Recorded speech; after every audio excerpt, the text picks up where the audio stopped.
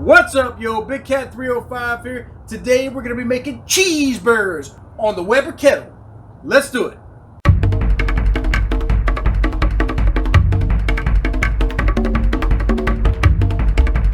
Hello, everybody. So today we're making cheeseburgers on my new Weber Kettle. We got a new series. It's called The Flame. It's named after my grandfather who had a restaurant in Key West called The Flame, which was a steakhouse, and obviously he cooked food over the flame. I love cooking barbecue. I've been cooking barbecue my whole life, so I can't wait to cook as many videos as we possibly can and just share them with you. So we're going to keep doing that. So if you're new to the channel, I want to thank you for stopping by. Make sure you hit that subscribe button down below, and make sure you hit the notification bell as well, or ding it. That way you get notifications every time we come out with a new video. So if you're a current subscriber, I want to thank you for your support, and make sure you hit that thumbs up like button. So in this episode, my new grill, the Weber, first time using it. I'm sure I'm going to have some hiccups. I'm going to be learning as I go. I've had Webers in the past, gassers, but I've never had a Weber Kettle. So I can't wait to use it.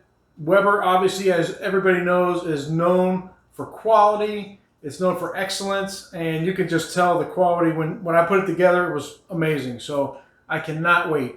So I like to teach. I like to learn. So as I learn, I'm going to teach, and we'll work together, and it's a win-win situation for everybody. But first of all, I want to know from you guys, what's your favorite grill? So go down to that comment section down below and let me know what is your favorite grill and why. So I'm ready to crank this thing up for the first time, and let's get cooking. All right, let's prep the burgers. These are grass-fed, 1/3 pound, 80% fat, 20% lean, and they look beautiful. So I'm just gonna spread these out on a plate here. And we're gonna basically put salt and pepper on each side. Nothing crazy. I like to kind of keep it simple. Here we go. Salt, salt, salt, and a little bit more salt. And then we're gonna do the pepper on the other side. I usually get the ones that Publix does pre-made, but they didn't have them, so I did these instead. They don't cost much more, and they taste really good. So here we go. Flip them over. Pretty basic here. And you want to do this a good half an hour before putting them on the grill. Number one, you want to let that salt and pepper kind of melt a little bit into the meat so it forms a type of crust. And then also you want to let that meat get to room temperature. You do not want to put a cold burger on a hot grill. It's going to lower your temperature. The meat just doesn't work very well that way. So then last step here, you want to take a tablespoon, and you just want to put a little thumbnail or thumb dent in those burger patties. That way they cook up nice and flat. They don't turn into meatballs. So here is the new Weber Performer Kettle. Man, that thing is beautiful. I love it. It looks nice. It's got the thermometer, and it's got a shelf that pops up.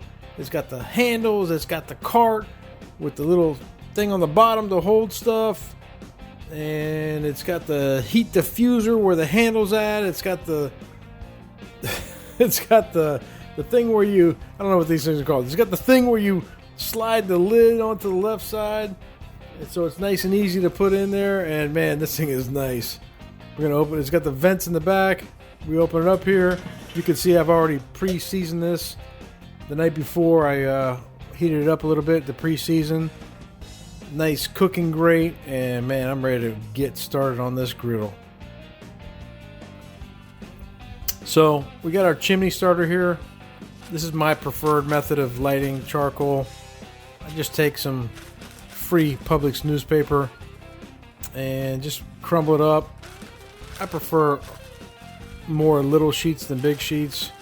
Get the airflow in there, and just until it's full, crumble them up, stick them in there on the small end, and then flip it over. And you can see on the inside, it's where the charcoal goes, is right there. Charcoal goes on the inside. We're using today Kingsford Blue, and don't need too much, probably about half of that large chimney.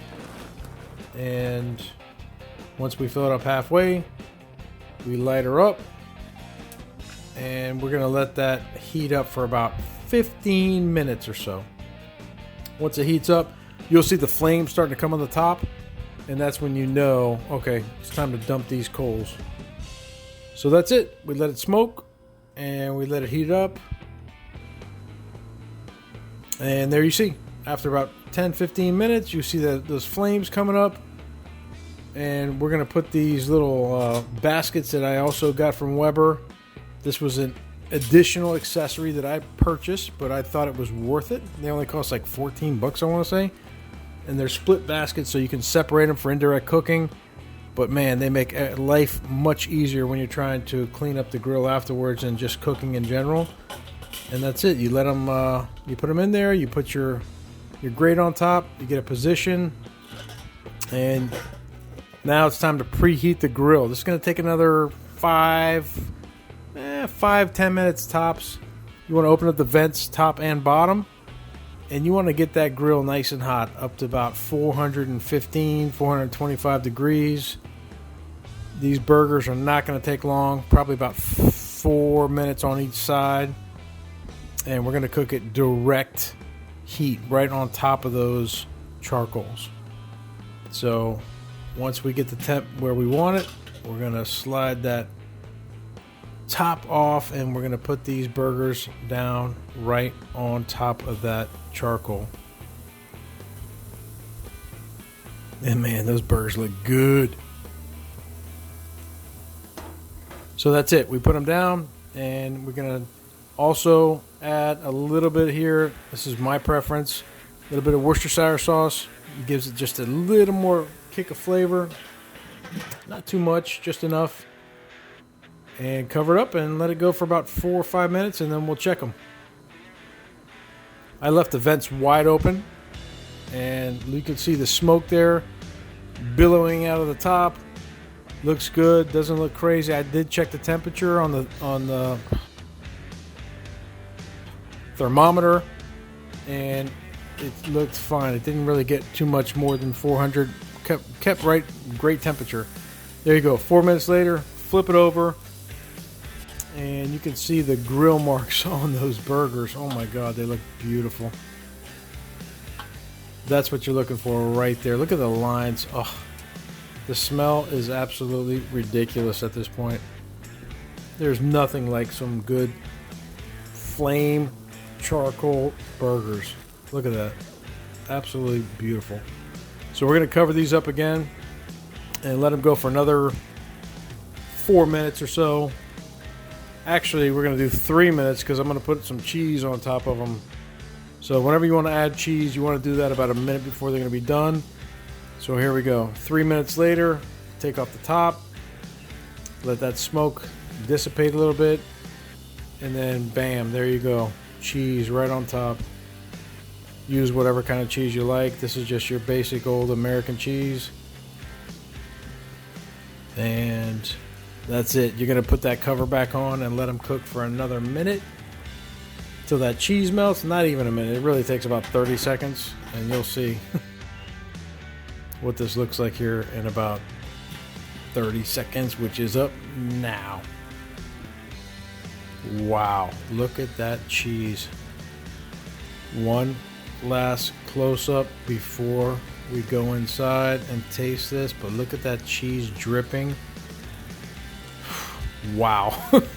First cook on the Weber Kettle, and I would say it looks like it's going to be absolutely delicious. Let's go check it out.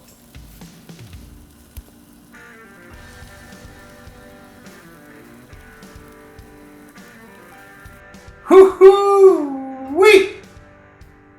Everybody, this is the first episode of the Flame series. It's named after my grandfather's restaurant down in Key West that he had a long time ago. It was a steakhouse cooked over flame, and that's what we're doing here. I love cooking over flame, over charcoal, and first of many episodes to come.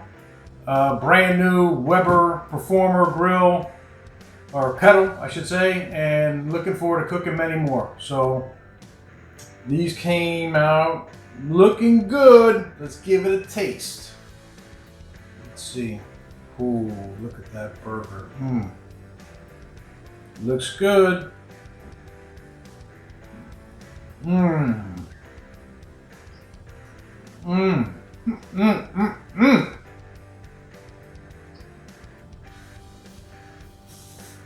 Wow, that is absolutely delicious.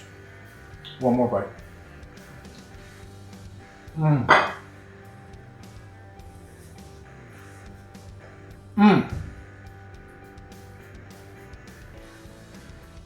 So, again, many more to come. I don't know if it's because I'm starving or what, but that is one of the best burgers I've ever had. So, everybody, I want to thank you for watching, liking, subscribing, commenting, and we'll keep on cooking. Big Cat out.